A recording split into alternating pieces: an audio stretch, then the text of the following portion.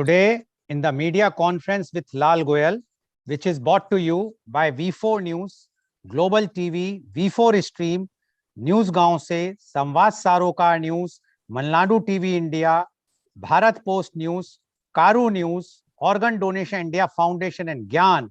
Our endeavor is to enlighten you with the current topic. And today's topic is not only current, but very, very relevant. And the topic is children are blessings. Every child is a different kind of flower, and all together make this world a beautiful garden. Biologically, a child, the plural of which is children, is a human being between the stages of birth and puberty, or between the developmental period of infancy and puberty. The legal definition of child generally refers to a minor, otherwise known as a person younger than the age of majority. Children generally have fewer rights and less responsibility than adults. They are classed as unable to make serious decisions and legally must be under the care of their parents or another responsible caregiver. Child may also describe a relationship with a parent, such as sons and daughters of any age, or metaphorically an authority figure, or signify group membership in a clan, tribe, or religion. It can also signify being strongly affected by a specific time, place, or circumstances, as in a child of nature or a child of the 60s. In religion, a blessing, also used to refer to bestowing of such, is the infusion of something with holiness, spiritual redemption, or divine will. But the question is, are children blessings? Now what I am going to speak, I want to put it very clearly that few people may think that we are dimming the reputation of our country. No, we are just showing what is the actuality. So if anybody feels, so that is their view, but our view is very clear. When we discuss in the media conference, we give both the parts, the positive aspect, the negative aspect. The viewers have to decide which are correct, which are not, and then our expert panelists will give their own views about the topic. Now, the question is are children blessings? A world where children don't have to worry about food, but can instead focus on learning and growth. According to the report, 34.7% of the children aged under 5 in India are stunted, that is too short for their age, while 20% suffer from wasting, meaning their weight is too low for their height. Malnourished children have a higher risk of death from common childhood illness such as diarrhea, pneumonia, and malaria. According to the UNICEF report, 8.8 lakh children under 5 years of age lost their life due to starvation in 2018. Just imagine, in COVID, in more than 1.5 years, we lost about 4,60,000 only the life. Every year, 8.8 lakhs children are losing their life. This is the reality. Another big problem which children are facing is of child labor. Child labor accounts for 22% of the workforce in Asia, 32% in Africa, 17% in Latin America, 1% in the US, Canada, Europe, and other wealthy nations. 1% in US, Canada, Europe, and other wealthy nations, vis-a-vis 22% in Asia. In 2015, India is home to the largest number of children who are working illegally in various industries. Agriculture in India is the largest sector where many children work at early ages to help support their family. Many of these children are forced to work at young age due to many family factors such as unemployment, large families, poverty, and lack of parental education. This is often the major cause of the high rate of child labor in India. India contributes to 1/3 of Asia's child labor and 1/4 of the world's child labor. India has legislation since 1986 which allows work by children in non-hazardous industry.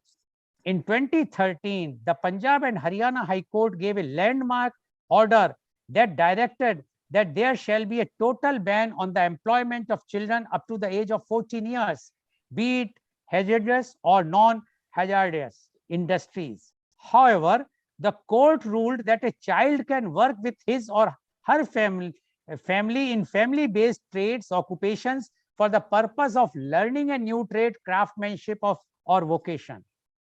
According to the ILO, there are around 12.9 million Indian children engaged in work between the age of 7 to 17 years old. When children are employed or doing unpaid work, they are less likely to attend school or attend only intermittently, trapping them in the cycle of poverty. Millions of Indian girls and boys are going to work every day in quarries and factories or selling cigarettes on the street. The majority of these children are between 12 and 17 years old and work up to 16 hours a day to help their families make ends meet.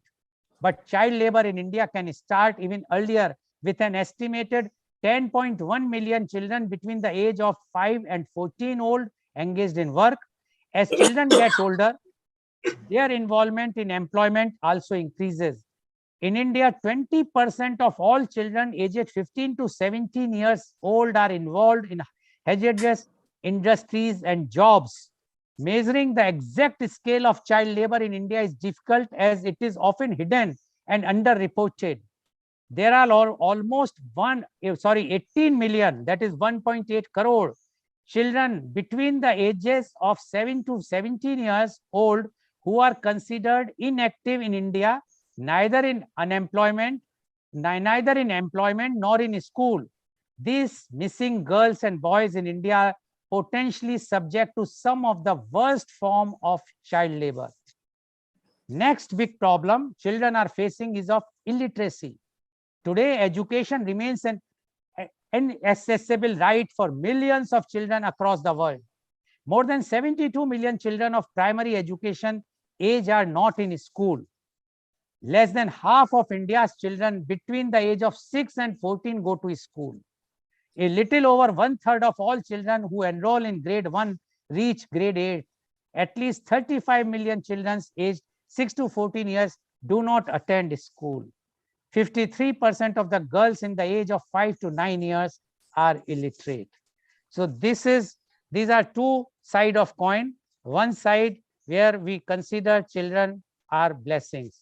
The other side where the children are not considered as blessings, rather they are considered as thorn in the families, those who doesn't have any means, or those who want the children to earn money so that they can have the food. To discuss this very, very important topic, we would like to, we have a very elite, knowledgeable panelists are with us, those who have seen the life and those who are connected directly or indirectly with the children. And I would like to invite my first panelist guest, and he is Dr. Rajiv Anand. Dr. Rajiv Anand is the senior psychiatrist and marriage counselor. Dr. Rajiv Anand passed his MBBS in 1976 and did MD in psychiatry in 1980 from King George Medical College, Lucknow. He opted to serve his country when it was very common to settle abroad for brighter future. He has been serving society with his base in Mumbai. He has clients all over India as well as in many other countries. He was honored with Lifetime Achievement Award by AMA. He has conducted more than 3,000 workshops for different groups and companies with audience size of 10 to 800. His television program on various channels have been widely appreciated for his forthright and practical approach. He is leading in the field of mental and emotional well-being for 41 years. He was president of IMA for 2 times. He was interviewed in several talk shows domestically and internationally. Welcome, Dr. Rajiv Anand, on our show. Dr. Rajiv Anand, although the topic is very flowery, very attractive, children are blessings. But as I read the report, there are, I said earlier, said two sides of coins, blessings as well as somewhere they are not considered as blessings.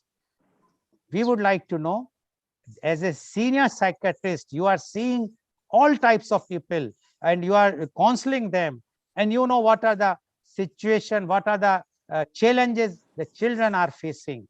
We would like to know your views on children are blessings. Dr. Rajiv Anand, please. Thank you, Mr. Lal. Thank you for the introduction and welcome to Kirit Raj, Manuja, Vibha, Jain, and Shraddha Rarka from Kutch. Interestingly, all three are lady speakers and I am the only man. And children do not belong to only girls, they also belong to the men in the society.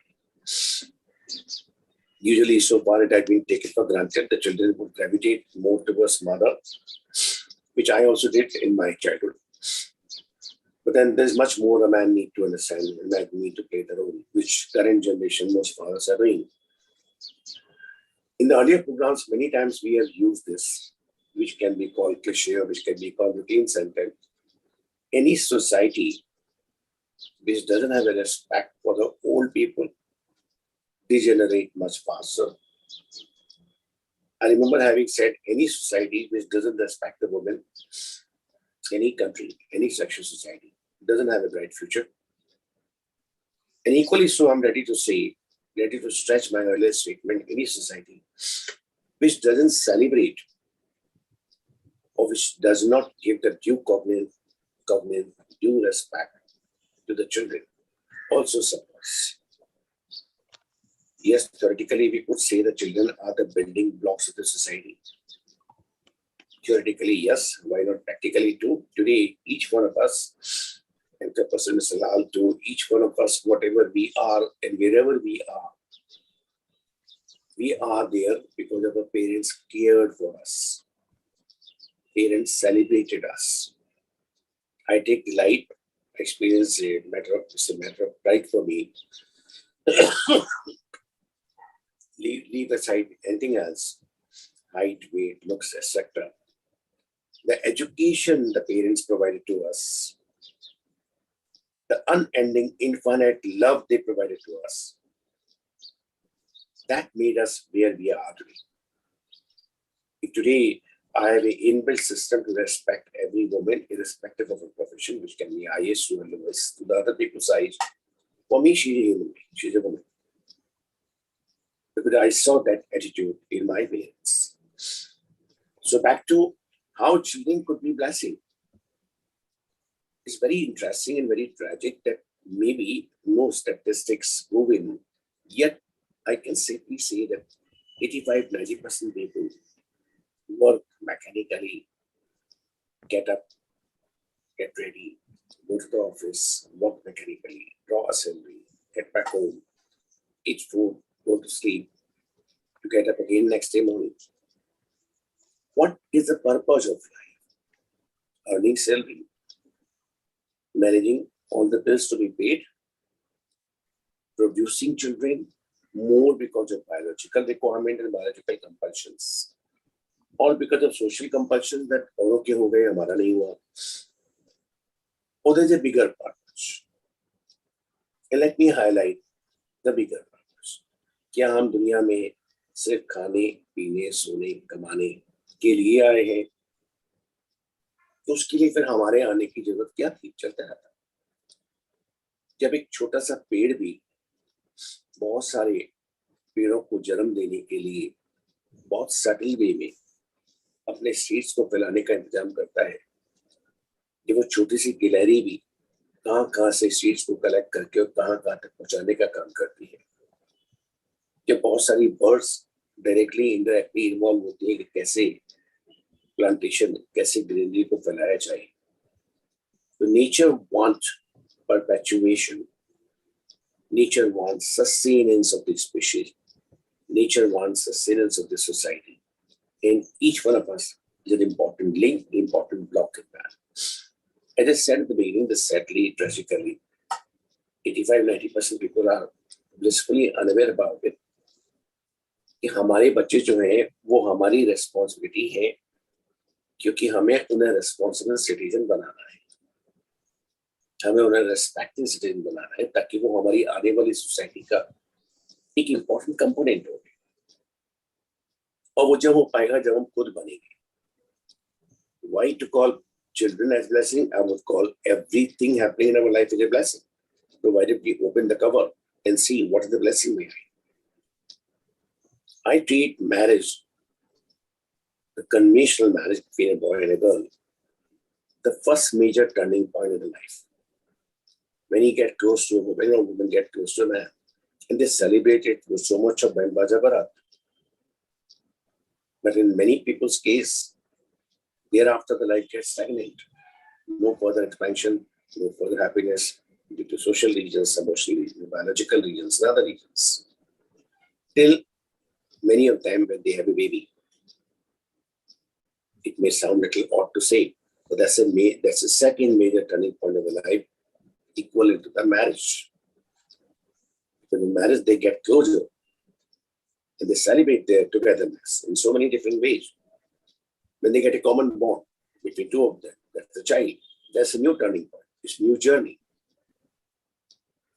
Children were required not for upping the flag and showing to the world that we are biologically capable of producing a child.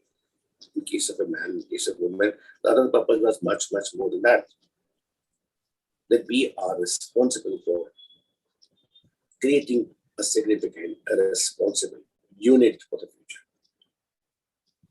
So, rearing of the child is a very important aspect of every human growth. A new trend is emerging, which is disturbing. People are losing the value of having a child. We had a program a few weeks back, childless marriage. People are getting misguided that if they're having enough salary, why look for a child? We can survive. Why to look for a marriage?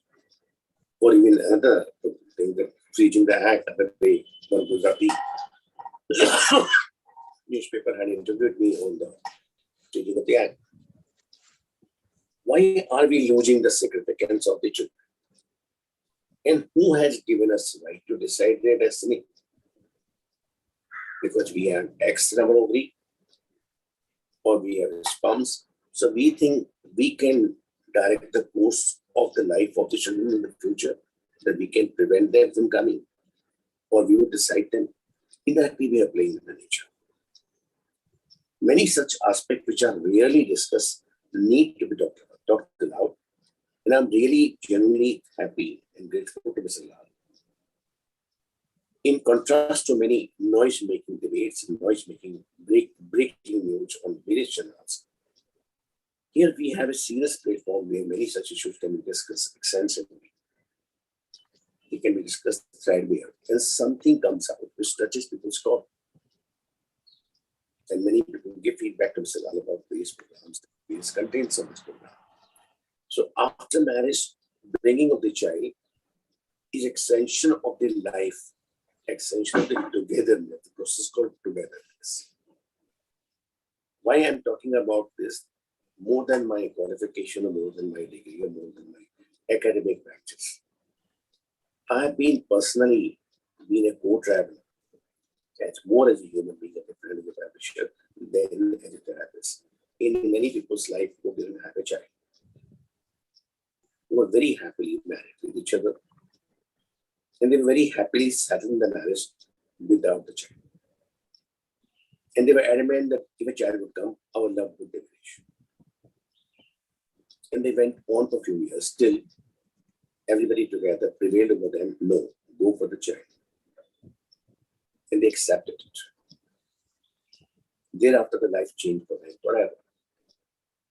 Their persona, their personality, their attitude, their happiness, everything changed unbelievably when they had a baby in their house. Today, the baby, a particular one, is now 27-year-old based in Toronto.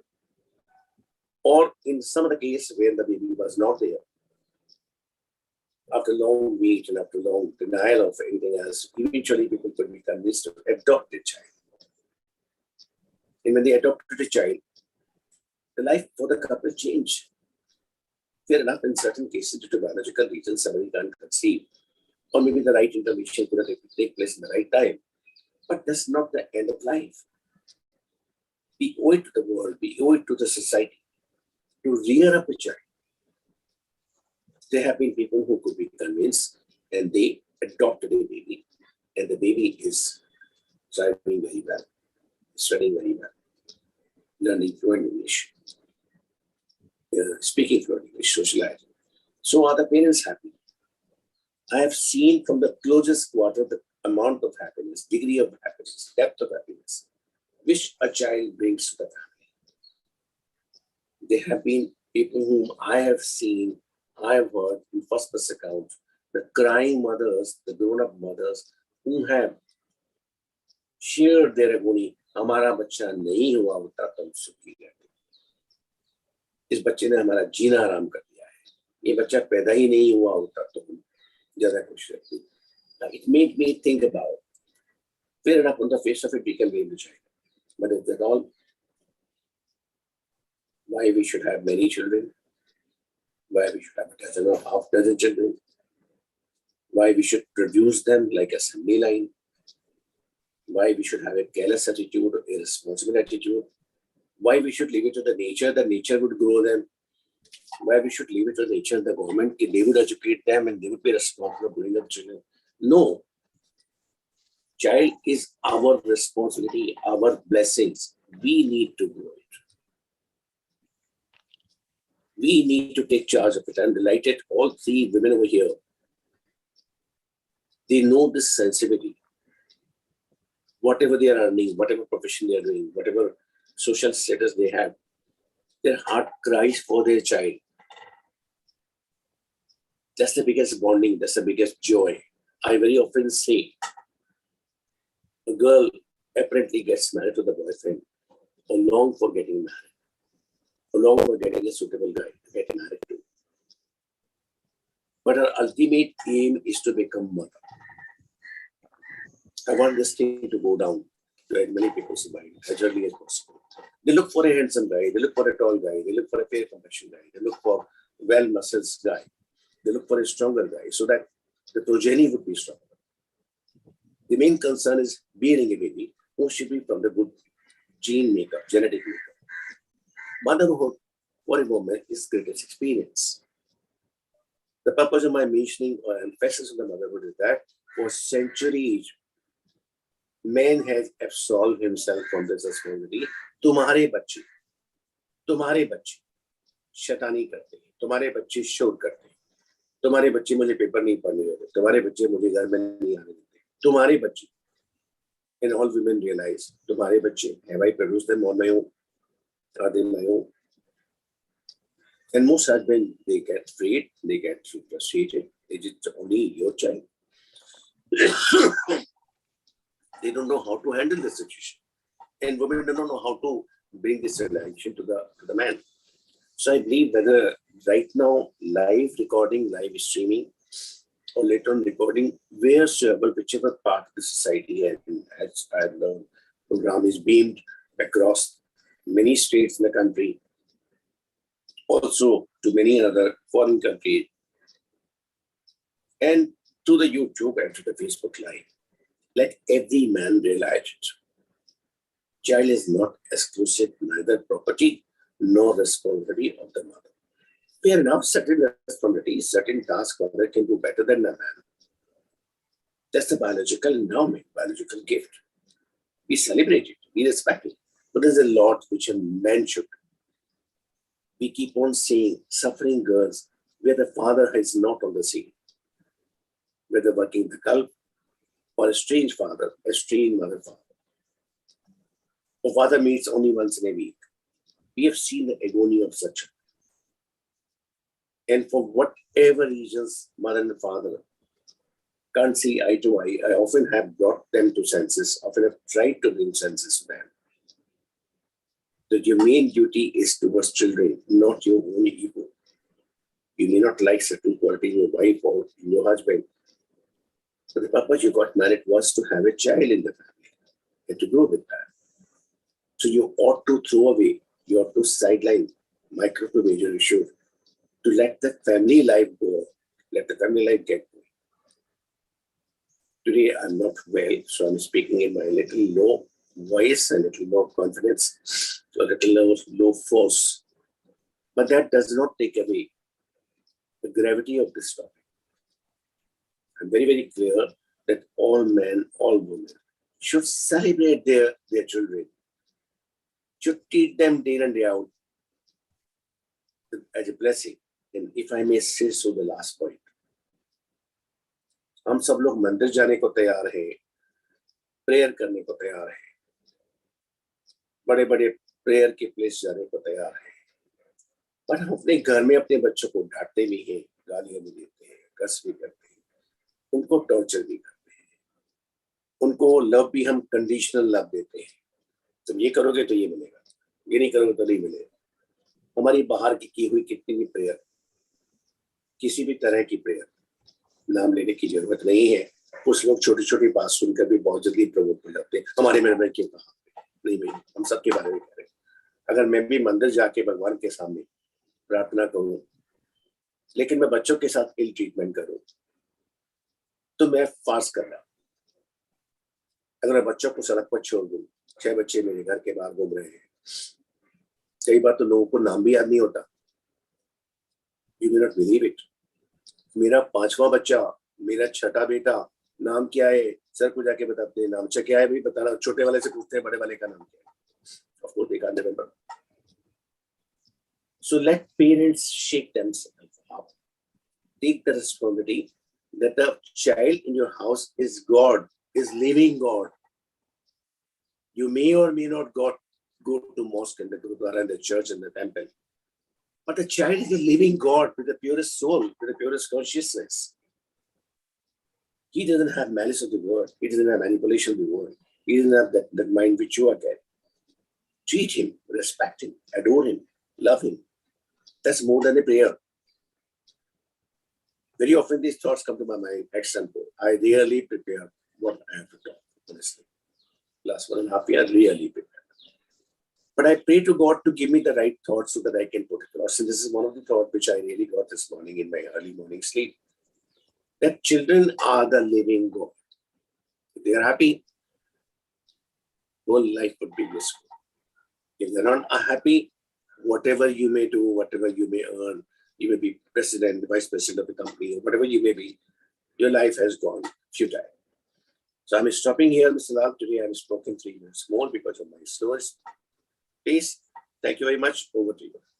Thank you very much, Dr. Rajiv Anand, and a special thanks to you being not feeling well is then only, and this shows the commitment and that commitment which you have fulfilled. Then you have given so many beautiful thoughts. And what Dr. Rajiv Anand says, the children to be celebrated. And one thought which he has given today is that the child is a God. And he says, if you go to the temple, and then he corrected himself because he knows nowadays it's a very, we have become so insensitive. If you will only talk about temple, some fellow will say, why you only talk about temple? Why not other religion? So then next time he mentioned about all that 4 things, that is church, mosque, and Gurudwara, and the temple, and you have forgotten the Jain temples also and other things. All wherever you go and pray according to Dr. Rajiv Anand, if you are not taking care of your children, if your children are unhappy, then those all prayers are useless. And he is very, clear, and he is right also. He says those who have a happy children or their daughter or son, they can live very happily. But if their children are not happy for any reasons, then the parents cannot live happy. So according to him, children are blessings. He has even he has mentioned about the trees. He mentioned how the nature wants that the continuation should be there. And he mentioned how the gilheri or those birds, how they are taking and spreading the seeds here and there. But for the human being, he says, it is only possible if you celebrate. Don't take it that this is your child or my child, or you are not responsible or I am not responsible. I know that Dr. Rajiv Anand, being such a senior psychiatrist, marriage counselor, he is getting so many of his clients. He never want to term them as a patients. He knows the ins and outs, how they are behaving, and many fights are because of the children, for the whatsoever the reason. And that's why if anyone wants to be happy, according to Dr. Rajiv, they must celebrate the children, they must consider them as God. And then if they will consider them as a God, and it is there also that भगवान ही बच्चे भगवान का रूप होते हैं. The children are the you can say the mirror, or in the other way we can say God. So according to Dr. Rajiv, we must celebrate them. They are the blessings, and we must not give them something, or we should not do something where our children are not going to happy. Thank you very much, Dr. Rajiv. I will come to you with the question. Till that time, you can take rest, give rest to your throat, and we hope that by the next week you will be perfectly all right, so that next time Sure. you will be Thank you. speaking very forcibly also. Thank you very much. Now I would like to invite my next panelist guest. I will just see whether she has joined or not. She has joined. Miss Kirti Raj. No. She has joined. Pomila. Are you Miss Kirti Raj, Miss Pomila? Please unmute, Miss Pomila. Please unmute. You are on mute. Yeah. Yes, you are Miss Kirti Raj? Yeah, I am Kirti. Okay, because the name is going as Pomila. It will be live telecasted as Pomila. So what I suggest, if you please correct it. Yeah. Thank you very much. So my next panelist guest is Miss Kirti Raj Manucha. Miss Kirti Raj is the head HR of a leading fintech company at New Delhi. She is having 24 years of experience in human resources, strategic planning, organizational development, talent management, business partnering, and leadership development. Her last assignment has been with Brinks India Private Limited in the capacity of Chief of Human Resource Officer. She also worked on leadership level with FedEx and Adidas. She is MBA from Birla Institute of Management and Technology. Her best engagement is to spend time with her children, Uday and Pomida. Welcome, Miss Kirti Raj Manucha, on our show. Miss Kirti, you have heard what Dr. Rajiv Anand has said, and he says that the child is nothing but God. You are also mother, as well as you are doing basically in the human resource strategic planning. You are dealing with human resources, and and you know what are the mental conditions of those who are meeting you across. We would like to know your views. Children are blessings. Miss Kirti Raj Manucha, please. Thank you, sir, for inviting me here. So, yes, as you rightly said, I heard the conversation, and we all believe, whether India or abroad, we all believe that the children are the best gift from God, and people make so many sacrifices for the development and of the children. And those who do not have children, they go for a lot of medical treatment and a lot of mental agony till the time they don't get a children. Even Dr. Rajiv Anand talked about adoption of a child, which brings so much of happiness and keeps the bonding of the family and united, even husband and wife relationship when the child is there. So yes, saying that, I would also add that being a woman, people make a lot of sacrifices where people on a senior position at times, even if engineers or MBA, if there is not enough family support, although India does have very good family support system, but those who are living in nuclear families, even women at times has to quit the job for, adopting a child, or if it's her own biological child, looking after the child. And that goes for that's a big sacrifice. But when the child takes birth, it is a lot of happiness which he or she brings to the family. Whether it is he or she, it's a happiness in the family which stays with us. I would say when we give birth to the child, we have a lot of expectation, where we expect the child will do very well in his studies. The child will have a very good career, will look after us in our old age. So when we start expecting, then the problem comes that expectation at times, if it is not met, that brings unhappiness. So I feel that expectation again has to be managed, because we can give our best to the child by giving the good values and making him or her a good responsible citizen. So the expectation, in my opinion, should stays with good values and making him a good respectful citizen, and should not be an obstacle in our happiness. If the child is, in any manner somehow not very good in his studies, and then we are putting a condition that if you will do good, then only we will love you. So that should be selfless love, because here we are getting selfish and putting our expectation on the child, which makes the happiness into unhappiness. So this is one thing which I would always say, that selfless love for the child. But I'm not saying sacrificing on education. Showing the good direction is very important. Spending good time, because if we have seen many cases where people are going to consultants, counselors. Dr. Rajiv Anand is there, and similarly, people go to many counselors. And the schools have got many counselors available right now. Why the counselors are available? Because parents are not giving enough time to the child, which is causing child getting directionless and other issues. People go into drugs. Why this happens? Because we are not able to give enough time, and we are compensating that with monetary gain.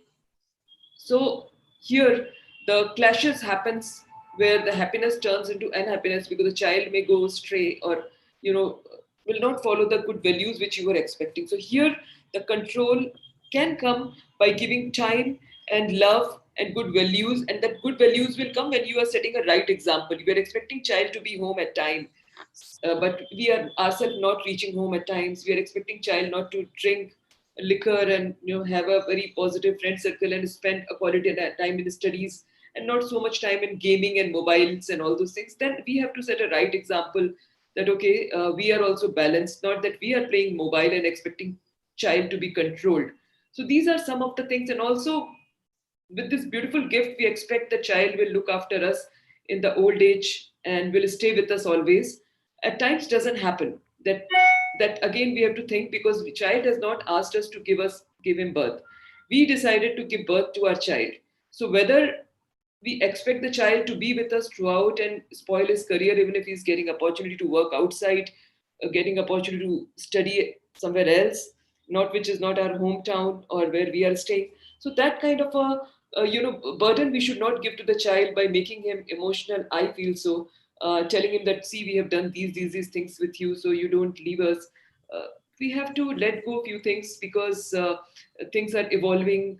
If the career opportunity is there, so those are some of the things which I feel, that to maintain the happiness and positivity, we have to have a selfless love with the child, and not the expectation always that he will do this or he will not do this with when we are old. Obviously, I'm not saying the responsibilities or the values to be compromised, where if the child is responsible and he has got good values, he will always look after you well, and he will always be with you throughout in all the manner to support you if he is a responsible citizen. So my stress here will be giving a good value system to the child, respect, making him a responsible citizen, not expecting too much from the child in terms of that he will give us back whatever we have given him, or I have sacrificed my career, so he will also sacrifice his career for me. If the values are there, those kind of things he will automatically do, but we should not expect those kind of things with the gift which we have received from the God, and give him emotionally, or torturing him with those kind of things, that you do this or I did this. I think we have to set the things free, the way person can fly and do better good for himself or herself in his life, in his career, and not bound him with lot of things which we Indian mentality does at times. I'm not saying get Western here, but a balanced approach is always needed for the win-win situation on both ends. So that's what Mr. Lal, I have to say here. Thank you very much, Ms. Kirti, for giving your views. And she is very clear, and she very rightly says that the children are definitely the blessings of God. But whether we are giving them good, right values or not, that depends on us. We are having lots of expectations, and once we have lots of expectation, and and from the childhood we expect from the child that if he is not doing well in the education, and our expectation is high, and then we will be not treating the child properly, or putting some conditions. Similarly, she says that our expectation during the elder age, the child should take care of you. until unless you will not give the good values according to Miss Kirti, the child will, if you give the good values, child will take your care automatically. She also mentioned that you have to set up the right things in front of the child. If you say not to drink to a child, then definitely the parents have to set up that why they are drinking or why they should not drink. So they should also leave those things if they want that the child should not drink. So similar thing, according to Ms. Kirti, the main thing is, although many of the high positions people sacrifice their career only for the children, but in India, the advantage in the joint family, which is not there in other countries, but still now because of the nuclear families nowadays, it is not easy to keep the career as well as the child benefit at one time. So many families, many ladies generally sacrifice their higher positions and do take care of the child. But still, if we will give them good values, if we will not expect much from them, then definitely it's a very, very beautiful thing given by the God, and we must take it as a blessing. Thank you very much, Ms. Kirti, for giving your very, very positive views and a very enlightening views, which I'm sure the parents should understand. Expectation, and we are seeing expectation from a 3 or 4 years old child that he should be number one in the class, he should not be doing everything number one. How come a child of 3 or 4 years? You have to give the values, you have to go ahead slowly, slowly, you explain everything, child will do, but don't put a pressure on him. Thank you very much, Ms. Kirti. Now I would like to invite my next panelist guest, and she is CA Vibha Jain. CA Vibha Jain is a chartered accountant based at Mumbai. She started her career in 2005. In last 16 years, she has been part of Tier 1 CA firm in India, established her own practice. She is associated with various management colleges and Institute of Chartered Accountants of India as a general management and soft skill trainer. She loves cooking, dancing, and traveling. Welcome, CA Vibha Jain, on our show. CA Vibha Jain, you have heard what Dr. Rajiv Anand as well as what Ms. Kirti Raj Manucha has spoken. And both have given their views very, very clearly. Blessings, but what are the things, what is actually happening? Now, we would like to know from you your views on children are blessings. Ms. CA Vibha Jain, CA Vibha Jain, please. Thank you, Dr. Goel. Thank you, Dr. Rajiv Anand. Thank you to all the panelists. I mean, it's such a great platform wherein we can discuss such kind of issues, which actually, in today's scenario requires a lot of awareness. Coming to today's topic, children are blessings. I mean, there is no doubt about it that children are blessings. And this is the only blessing which, after becoming a mother, you understand how much nurturing process comes into the picture. So I would introduce myself as a daughter, because I am a child too to my parents. As a mother, I'm a mother of 13-year-old and a chartered accountant.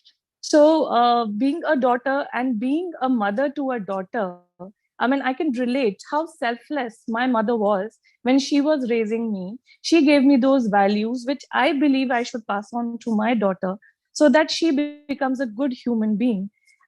Nurturing is a very, very natural process, which in our family scenarios we need to have, because if we have that kind of compassion, that kind of love that in our families, there is no reason our kids would not be happy. I mean, I was hearing to you, Dr. Lal, wherein you were mentioning the world statistics. I was also hearing to Dr. Rajiv Anand, wherein we were talking about, he was telling about how nurturing, or how the nature has developed itself, wherein nurturing is a very natural process. And it hurts at times when you see small children begging at roadside. It hurts to see when maids come at our home and they say, I am unable to teach my daughter or my children, and they say I am working, and then you feel good about the fact that I'm working for the fact that I can give that kind of education to them, so that they can have a life which is based out of learning, based out of education, wherein they are capable enough to lead a life which they plan for. Uh, I have been so reading a lot of articles these days when they talk about mindful parenting, awareness, which I guess while we were growing up, it was more of a mother's job. That's the reason I also said that my mother gave me a selfless, loving life. But now today's scenario, it's a equal partnership. Uh, Everybody in the family believes, giving rightful values to their kids, love to their kids, so that in turn the kids automatically develop that kind of attitude and that kind of attribute in themselves. uh, there are many NGOs in these days, like Teach for India, Youth for Seva, which are working selflessly for uplifting that part of children in India, especially, wherein they are giving education to girls, education to kids. They are also even helping them to identify what kind of career path they can choose after doing their 10th, after doing their 12th, and also helping them to pursue further education so that they can have a rather than just being labor jobs, they are able to do jobs which are based out of education, live lead a very fulfilling life, which probably in their childhood they were not able to. So, but even having said that, I mean, nowhere it can be said that child are anywhere burden to anybody. Yes, the means could be an issue. However, if the parents are aware, if they know how to help or how to earn to help their kids, I think even you hear a lot of kids who work and they educate themselves also because they're aware that education is so very important in today's scenario.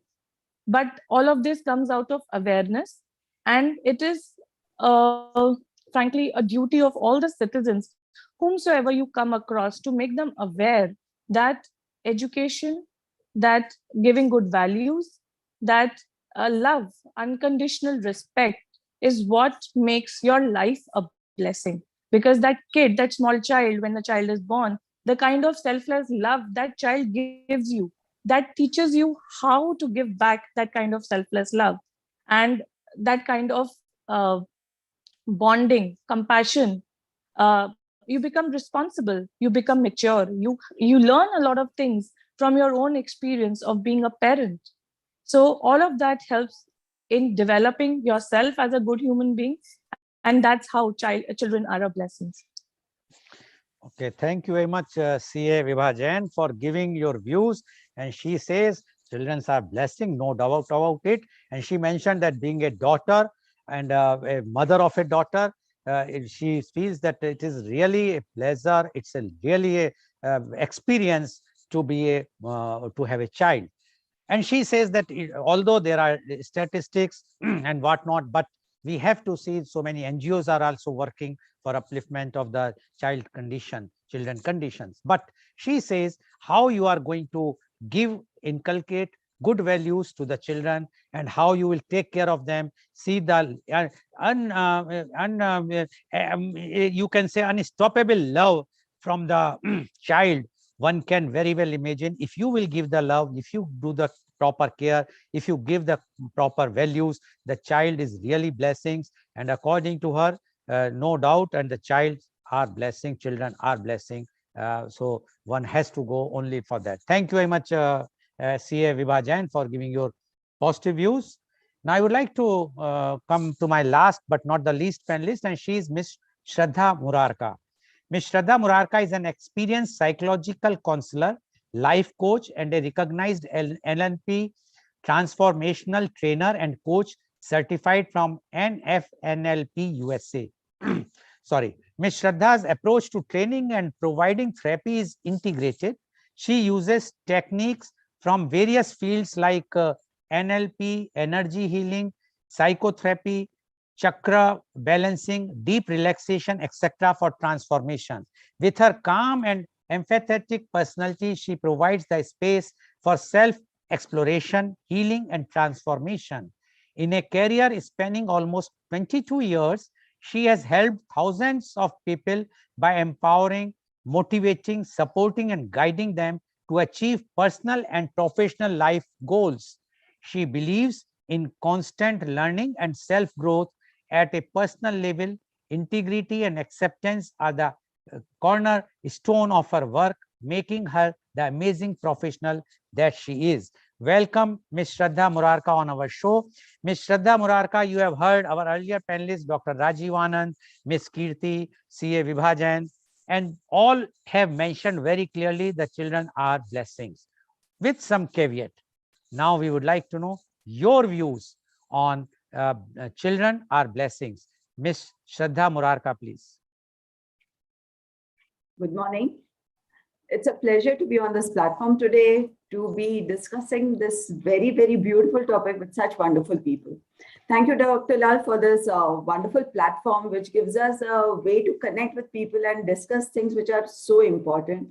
Thank you, Dr. Anand, for having me here. Greetings to all of you. Children, are they a blessing?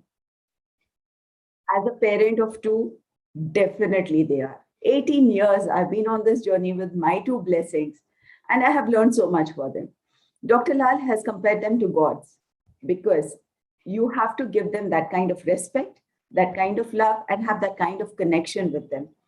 Ms. Katie spoke about how our expectations sometimes are our relationships, about how we need to be more of role models and less of teachers. Vibha spoke about how they give us so much pleasure if you only know how to be with them properly. I would add, so we've seen the same thing from so many different angles. I would like to take off on a tangent altogether. And I'm doing this because it's such a topical thing for me, because of late, there's so many clients who ask me, why do we want to have children? Why should we be parents? We have such comfortable lives. We have such settled lives. We can do anything we want. We are doing so well in our careers. Why do we want this disruption in our life? And it is so sad to hear that. I mean, disruption. So I very often, when I talk to them, when I discuss things with them, this is one thing that I do feel too when Dr. Anand says that, what are we living for? Did we take birth just to earn, just to have a meaningful life and then die? Children, I think in that way, give us a purpose. Once they come in our lives, we become more, much more than we were. So I was just thinking when Dr. Anand was speaking about children being a way of God, being gods in a way, I was thinking of something. So I read a lot about Hinduism and the Shastra and Dharma, and it really interests me because there are such wonderful things that we can learn from them. So when so many people today feel that they're living a very meaningless life, living a very purposeless life, they don't really have that kind of satisfaction in life. When I read about the Dharma, it mentions a very interesting thing. It talks about 4 stages. The first stage is that of being a child or being a student, where you are learning, where you're setting a foundation for the next stage of your life, which is family and social. So this is when you get married and when you have children and when you try to give back to society. Then comes the third stage, which is Vanaprasth, when you detach from all this and try to focus more on giving back. You got so much, now it's your turn to give back. So you focus on giving back. And then as the last stage, when you take sannyas from everything altogether and focus only on your moksha and enlightenment. Every stage leads to the next one. As a student, what you learn, how you work on it, start a career, sets the stage for what kind of family life you will have, how you will provide for it, how you live that life, how much of yourself you give into it, sets the stage for the next stage, where you take a step back and now start giving to the rest of the society, which sets the stage for the time when you give up the world altogether because you fulfilled everything, you know you've done enough. So for me, children are a blessing because they are one of the biggest factors of self-growth. They make you so much more than what you are.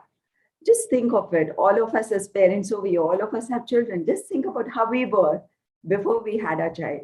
Think of the time when we first got to know that we were going to be parents, the immediate thought of having this baby, what are the things that we are going to be doing for it, what are the changes that we will need to make in our life, the happiness, the anticipation of it.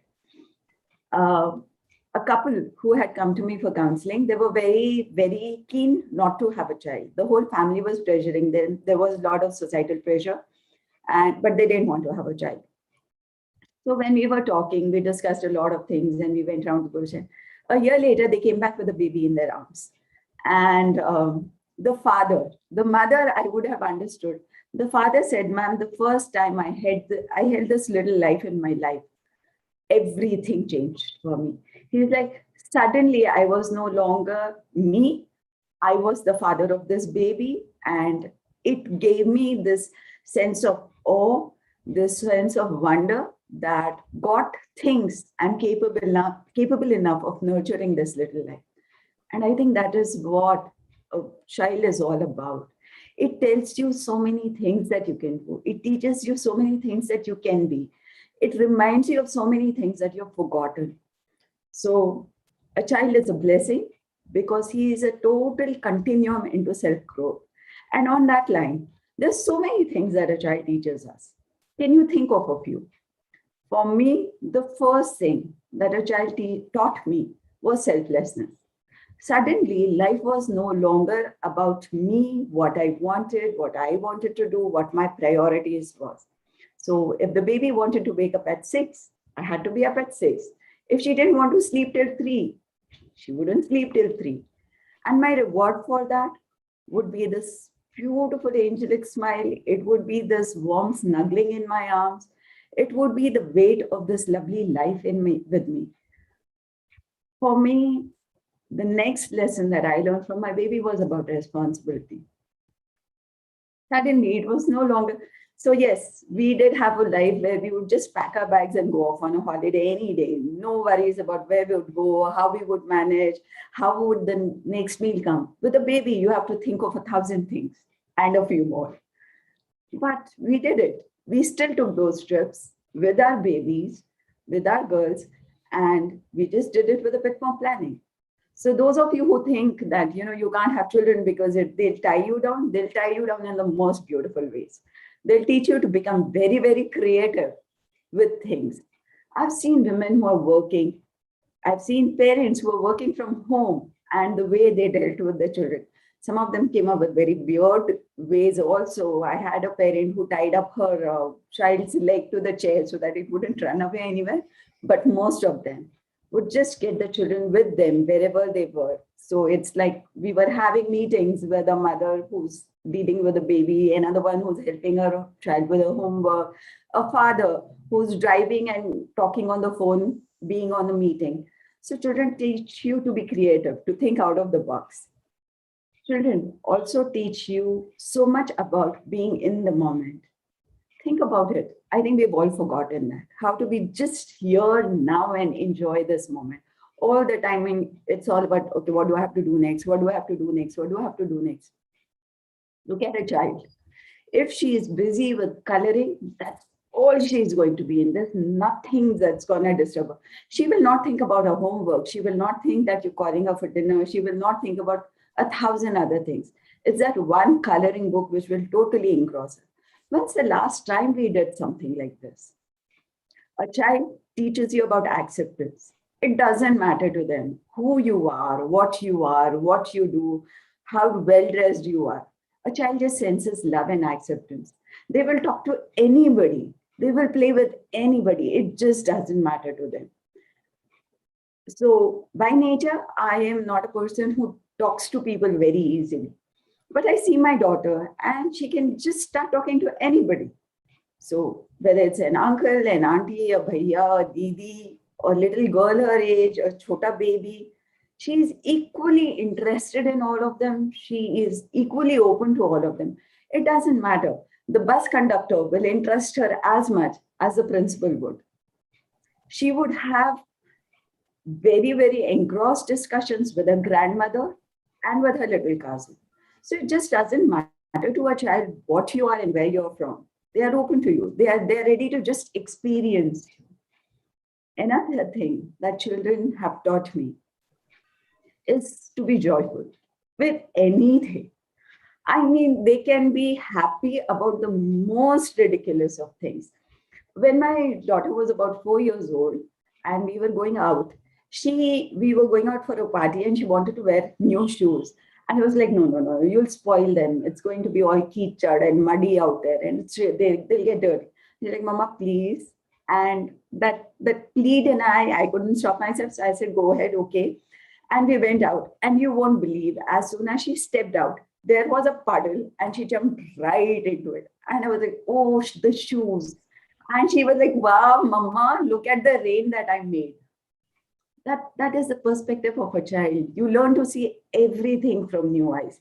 You learn to feel everything in new ways. So a child opens up so many more perspectives for you. And another thing, one very, very important thing that my children have taught to me. In fact, my daughter is now almost 18. She'll be 18 in 13 days. And she tells me, Mama, just focus on what you enjoy. Take out the time for things that you like to do. Stop being so busy. And it's like, but how? I have to do this and I have to do that and I have to manage this. And she's like, Mama, you don't run the world and the world doesn't run you. So learn to live. And I'm like, look at that. My little girl, this little baby that I had is now teaching me how to live my life. If you allow, children can give you these kind of gifts. So they are blessings indeed, because they just change your entire life for you if you allow them. Yes, there are a lot of responsibility. Yes, it is our job to take care of them, to nurture them, to give them whatever we can, materially, spiritually, in terms of values, everything. But at the end of the day, children bring their own personality. They come with their own destiny. And they teach you to take a step back and let destiny unfold for themselves and for you. So I think just accept that blessing, just accept that gift, and just see what happens. Because children are not only a blessing, they are a miracle. Thank you so much for having me here. Thank you so much for listening to me. Thank you for letting me share these views. Children are not blessings, but they are miracles, says Ms. Shraddha Murarka. And she has made many points, but few points I would just like to highlight. First point, she says, one of the points she says that the child is blessing, no doubt about it. And they are teaching the elders how the selflessness, how the acceptance, how the lovingness, and so many things. And she says those, their innocence and the acts, what they are doing, if one can enjoy those moments, so when people feel that there's really blessings. And she has mentioned how the her daughter is now saying that you must not do this, you do this, try to give more time. I would just like to add one thing in here. There was some research and some studies which conducted, and they says from 3 to 11 years is the age which is in the marketing, they says it's a jiddi class. Jiddi class means ki those are the child who can decide what to wear for themselves as well as for their parents, what to eat, where to go. And earlier it was not like this. I'm sure Dr. Rajiv Anand will agree. At that time, whatsoever things are coming to our house, we have to accept it. But today the child is deciding what is to be bought, how to do even the decor of the house. And that's why if you see the advertisement nowadays, main or maximum advertisements are attacking the children, because they feel that the children are the deciding factor, and which Ms. Shraddha has mentioned very clearly, that the children have that thing. And about the destiny, what she mentioned, we can give whatsoever we want to give to them, but their own destiny. But one thing is very clear, which Ms. Kirti has mentioned here, I will mention, that if we will give good values to them, then definitely the destiny which will be there will be far better than if we will not give them the values. And those values will definitely reflect in their future life. Thank you very much, Ms. Shraddha, for giving your very, very positive views about your own experience. Now I would like to go for questions, and I would like to make a caveat again. I am also father of 3 children, and I am also grandfather of 5 children. So I know the happiness, the blessings, everything from the children and more from the grandchildren. But as a host of a program, I have to see the entire country. I have to see those who have not. So my question goes to Dr. Rajiv Anand.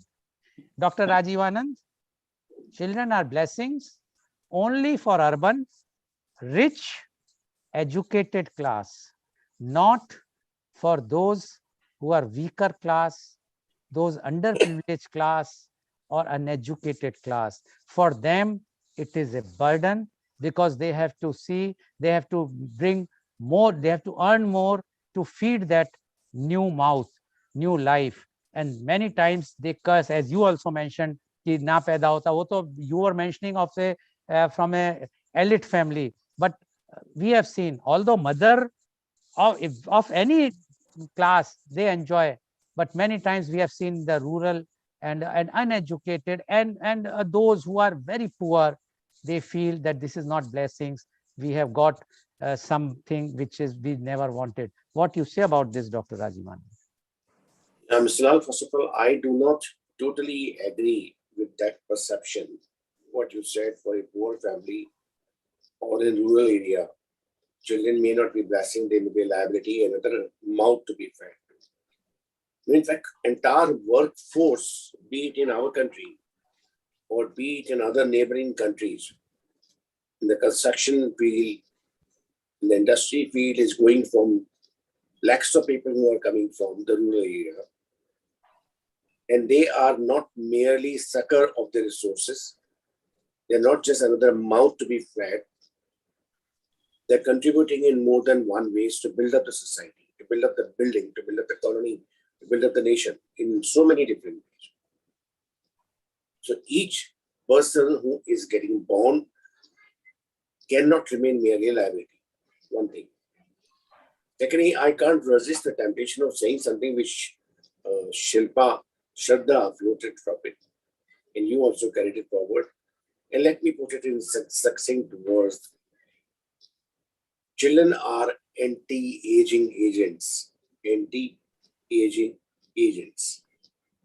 If children are not around, especially grandchildren, many of us would grow older faster. If children are around, they speak in their simple, innocent ways. My granddaughter, less than 3 years, yesterday told me, Dadu, you are not well today. Don't go to clinic. Dadu, you are not well today. You don't go to clinic. I was surprised how come she had the sensitivity. Or the other grandchild that Nanu Dadu, Dr. Dadu, you stay at home today. How are you? Now, many of these small incidents may go unnoticed. Because like me, 100 of those people and me, especially being in this profession of psychiatry, have developed a serious persona, serious frown look on the face, serious external behavior, always remaining thoughts, lost in the thoughts. We are always worrying about something or preparing something for the next. Children are the best teacher to bring you out of that to the current moment, to the present moment. And there is a joy, there's a playfulness, there's happiness in the present moment. And connected to the present moment is anti-aging property, anti-aging therapy. So I'm very strongly convinced it's a great fortune for old people to have grandchildren. It would be misfortune the grandchildren go to other country, or they are not born, or they fly to for greener pictures, so and so. Back to you, Mr. Lal. Thank you very much, Dr. Rajiv Anand. Now my question goes to Ms. Kirti. Ms. Kirti, Dr. Rajiv Anand has also explained that they are blessings. You are on such a high position and you have dealt with so many people or you are dealing with them. My question to you is, our girl child, I'm not saying, again, I'm putting the caveat, I'm saying not the urban educated and this thing. There are even educated people, and I can give the figures, I will back the figures, even in Delhi, which is, and even Delhi, only the GK I am talking, where the maximum education and elite people are staying, the sex ratio shows very clearly what is the condition. So my question to you is, girl child, dark skinned, etc., are not treated as blessings in India. We have seen the many parents, or not, I am not talking of the lady, I am not talking of the mother, I am talking of the father and the father's family. They want boy, and for that, whenever the girl born, They never treat her as a blessing. Rather, many times they treat her as a curse, and they want again to try and have the boy. And many times 3, 4, 5, 6, 7 girls, and then the boy who comes. What you say about this, Miss Kirti? Yeah, I agree. Even in educated families, whether Punjabi, non-Punjabi, Rajasthani, whatever family, people look forward to have a boy child over girl child. It's not even the question of complexion, but it is the sex. They prefer a boy child over a girl child. Probably the reason we all know is that they feel the boy child will stay with us and look after us in our age. Excuse me, Dr. Anand, please mute. While Sorry, the doctor. girls will fly Yes. away, and we have to give dowry and those kind of things they think, and that is the reason. Probably even the education part, we see people, the girls get not so much at times. I mean, things are evolving in educated sector, but still, at times they do not want to give good education to girl child over a boy child because the boy child will look after them. That's what they feel. But to my understanding, we all know as we are evolving, if somebody gets a career choice, whether it's a boy or girl, he will go away. And, we have to look after ourselves with a good health and with other sources. So a girl child, in fact, I've seen are nowadays, whether it's a boy or girl, they all are working, they all are having good career. And the girls are looking after the parents more than the boy child at times because they are more emotional. I'm not saying boys are not emotional, but girls are considered to be more emotional in comparison of others. They are less practical. I'm not saying not being practical. I mean, they are not at all practical, but they're very emotional and caring for the parents. So if we will look after them well, whether it's a boy or a girl equally, first of all, both will have a good career. They both will have good values and respect for parents because they will feel my parents were not biased, and they will look after you better, because the reason for not looking after the girl child was that you were thinking that she will not look after you well or she will go away. But if you will get an equal treatment for both of them, they both will look after you very well with full respect and with no malice that my father was taking care of my brother more and not me, or my birthday was not celebrated in a grand way and my brother's birthday was celebrated, or he was getting a better treatment than me. That equality is there, if the respect is there and good values are there, I think both will look after you very well, whether it's a boy child or girl child. Okay, thank you very much, Ms. Kirti. Now my question goes to CA Viva Jain. Ms. CA Jain, both have mentioned that children are blessing. You all agree and we all agree. But the reality, when we see the condition, I'm talking of Indian condition. One side, 1% child labor. In India, the statistics I have already given. Don't you think when you see a child doing the labor work, what feelings mother is getting, whether she feels that I have given a birth to a child for this work, or she at that time, at the time of birth, yes, everybody is so happy if she is not a child, if she is not a girl child. Still I am putting, because I know that I have done many programs on this, and I strongly believe that educated families, good, rich, very, very rich families, they all have this reservation. Whenever the girl is born, I'm not saying everyone, but mostly they immediately feel bad and they never want to celebrate. Although right now I'm in a place called Mangalore, it's a South India. Here, girls are more celebrated. I have seen here the birthday of girls are celebrated in a big way. Boys' birthdays are not celebrated in big way. While in North India, it is totally reversed. People celebrate the boys' birthday in a big way. Girls, now time is changing. So my question to you is, still you believe that children's, for those underprivileged, poor, those who have no means to eat, they consider them, especially if a girl child, a blessing? So, Dr. Lal, frankly, from their perspective, probably no. But seeing from outside, we say the children will always be a blessing. It is only about the parenting that is involved in it. Yes, because the less of means that they have that kind of thought process. And that's the reason I did mention that there are a lot of NGOs, there are a lot of awareness which has come in today's scenario, wherein even those parents who are not able to, those couples who are not able to have kids, they are looking for adoption so that, you know, they can give a family to a child and be a family together. But for the girl child, as Dr. Anand said, that initially parenting was all about mother. Now in today's scenario, the father has also come into picture, wherein equal parenting is we talk about. Likewise, I guess it will take some time, but for girl child, as Kirti said, totally correct, that it is that expectation that who will take care of us in the old age, or who will take, you know, the flag of our family, the clan, the khandan forward, was taken for a boy to be in precise. But time is changing, time is evolving. For those who are underprivileged, yes, it is difficult, but that cannot be treated as not a blessing. They have to understand, they have to be made aware about the fact, one, they have to understand how many kids they should have, one, child control, so that their situation improves. And if they have children, even a girl child, they have to be made aware about the fact that you have to take care of them, you have to nurture them rather than taking them as a burden. Okay, thank you very much, C. Vibajan. Now my question goes to Ms. Shraddha. Ms. Shraddha, what about those children who are special children? We term them as a special.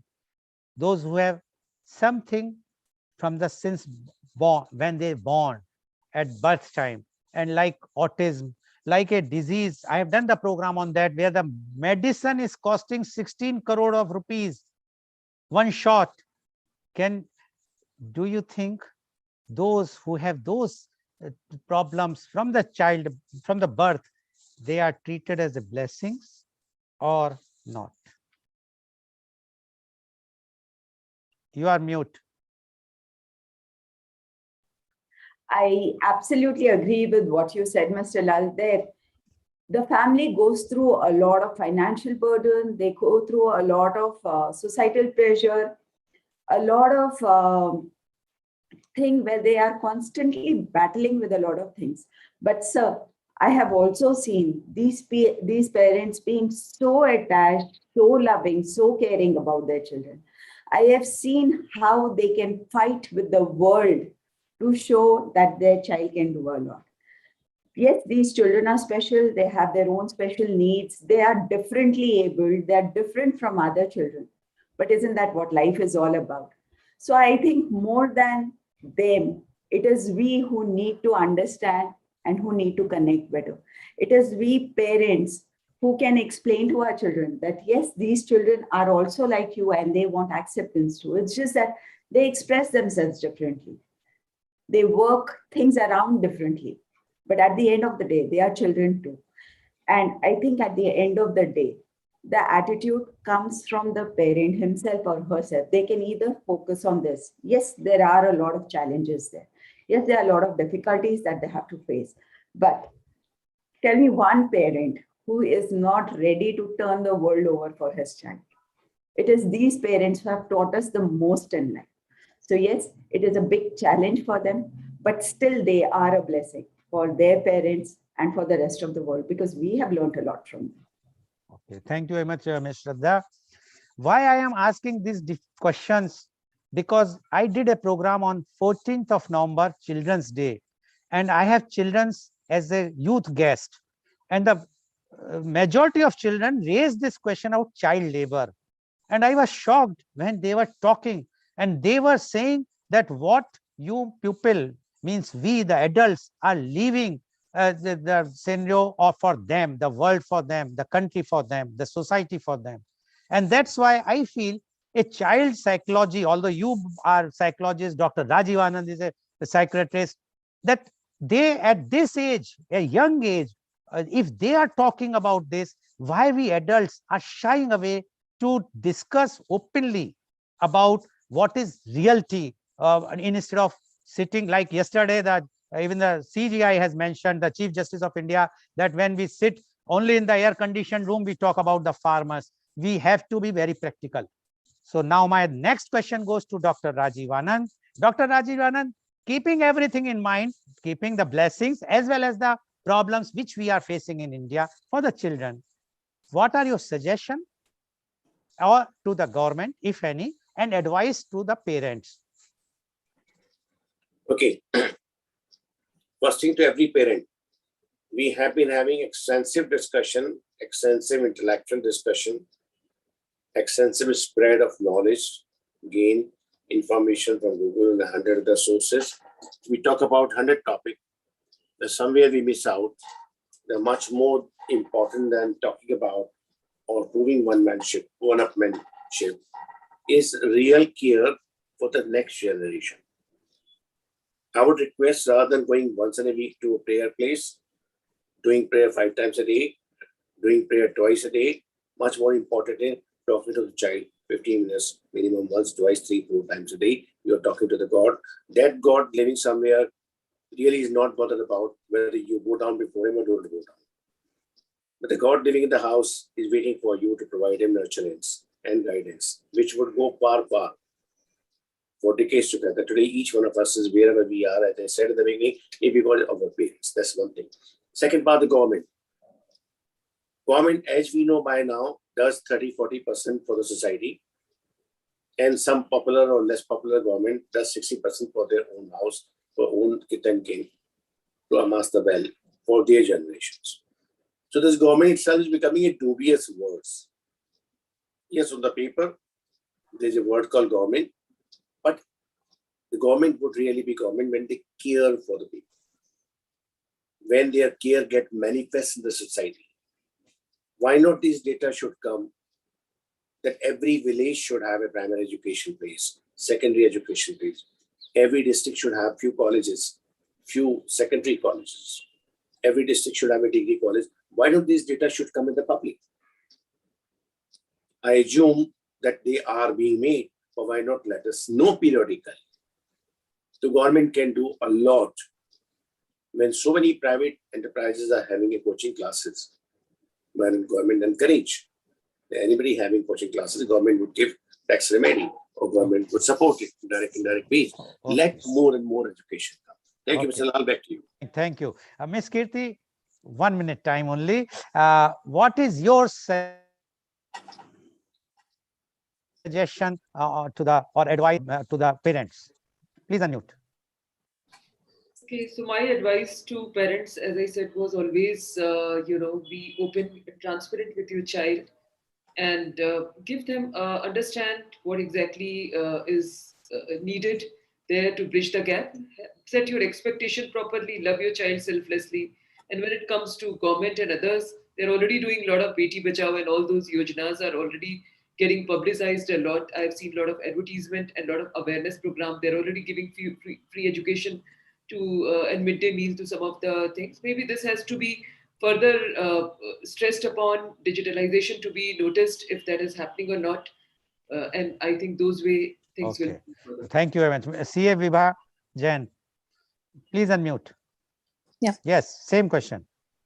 Your So advice. as for so first thing, for the government perspective, so frankly, government has come up with a lot of schemes called CSR, wherein a lot of funds have been collected from the big corporates because they have to remit that 2% of the net profit in a CSR fund, which eventually goes to the NGOs, which eventually work for the upliftment of kids, of children, their education.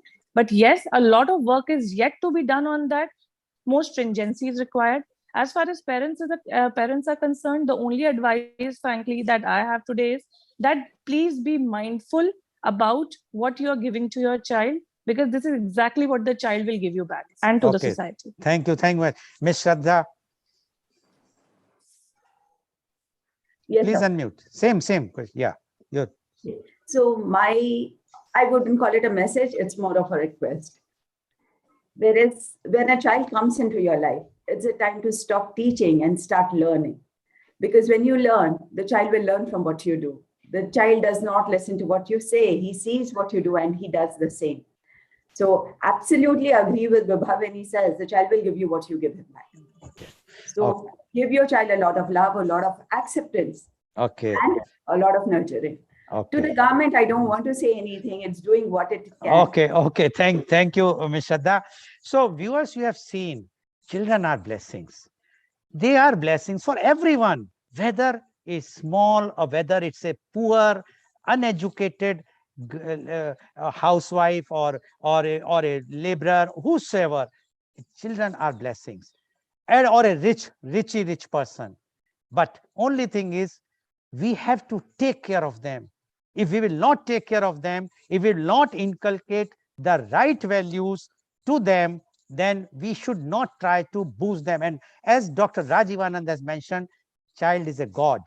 When if we treat them as a god, or if we treat them even in a proper way, which is required, then definitely you will be very happy. As one of the panelists says, if the children are happy, you are going to be happy. So my take is, please take care, and in case require, which is happening in other countries, please take the guidelines from the counselors about the parenting. Understand, then you will enjoy more and more, because you know that why the child is awake up to 3 o'clock. Earlier we used to get it from the grandmothers or great grandmothers, but nowadays, because of the nuclear family, you require all these things, and that is much required. So thank you very much. And today's program has been live telecasted by V4 News, Global TV, V4 Stream, Malnadu TV India, News Gaon se, Samvad Sarokar News, Bharat Post News, Karu News, as well as it was shown live on Facebook and YouTube. And our endeavor is to bring to you every day new topic in media conference with Lal Goel at 10:30 a.m. Tomorrow is a very special day, and the day is the International Men's Day. And tomorrow our topic is Man Will Be Man. And our panelists are Professor Dr. Sudhir Saran, former visiting professor, IIM Lucknow and University of Texas, Dallas, USA, Senior Director, Don Bosco Group, Bengaluru, Mr. Ashish Kaul, leading TV and film actor, Mumbai, Advocate Gagan Gandhi, Managing Partner, Niti Nyay Law Office, New Delhi, and Ms. Khushbu Revatkar, IT consultant, actor, model, coach, show director, and social activist, brand ambassador, Modular Kitchen, Mumbai. So please tune in tomorrow for media conference with Lal Goel at 10:30 a.m. Thank you very much, Dr. Rajivanand. Thank you very much, Ms. Kirti. Thank you very much, CA Vibhajan. And thank you very much, Ms. Shraddha Murarka, for giving your very, very, I must say, beautiful views, full of blessings. And all the viewers who have watched today's program might be enlightened. And I am sure everyone will celebrate the parenting, the children, and the children's are blessings, no doubt.